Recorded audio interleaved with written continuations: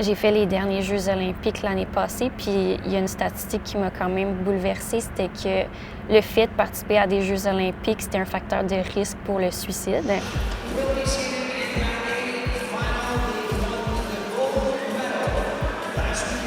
Bonjour, je m'appelle Dana Blais, j'ai 23 ans, je suis étudiante au baccalauréat en psychologie et patineuse de vitesse courte piste. Je viens d'une famille où c'était super important de faire des sports, puis mon grand frère, un peu par hasard, il a essayé le patinage de vitesse.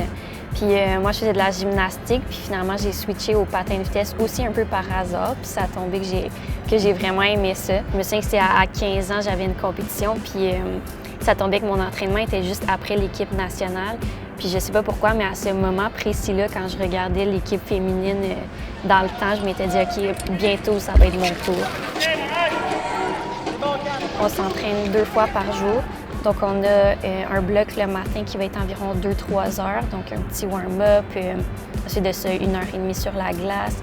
Après ça, un vélo. Ensuite de ça, on retourne à la maison, petite sieste, on mange. Puis, on revient pour le deuxième bloc de l'après-midi qui est un autre environ 2-3 heures. 6 jours semaine. Puis, 11 mois par année.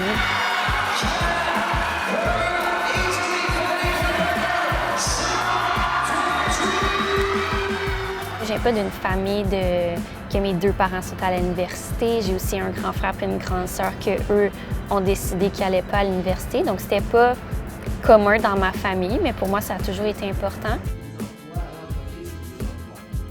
Alors, la curiosité va être doublée de passion. La passion va vous amener... Cette session-ci, j'avais décidé de faire un test puis de prendre 3 cours à l'université.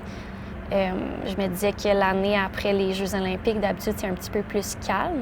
Mais en fait, j'avais oublié qu'on partait quand même dans 6 pays puis que je manquais la moitié de la session. Ça l'a fini en presque burn-out. Donc, ça a été difficile parce que je performais encore super bien sur la scène internationale, mais mentalement, ça allait pas du tout.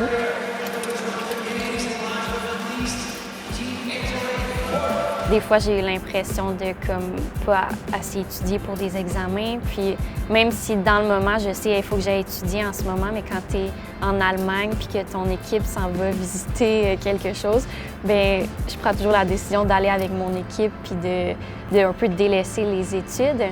Mon conseil pour les jeunes sportifs qui rentrent à l'université, ça serait de vraiment avoir un équilibre de vie. Je pense que c'est vraiment important de... Ça va pas du tout! Je peux pas donner de conseils, il faudrait que je suis pas capable.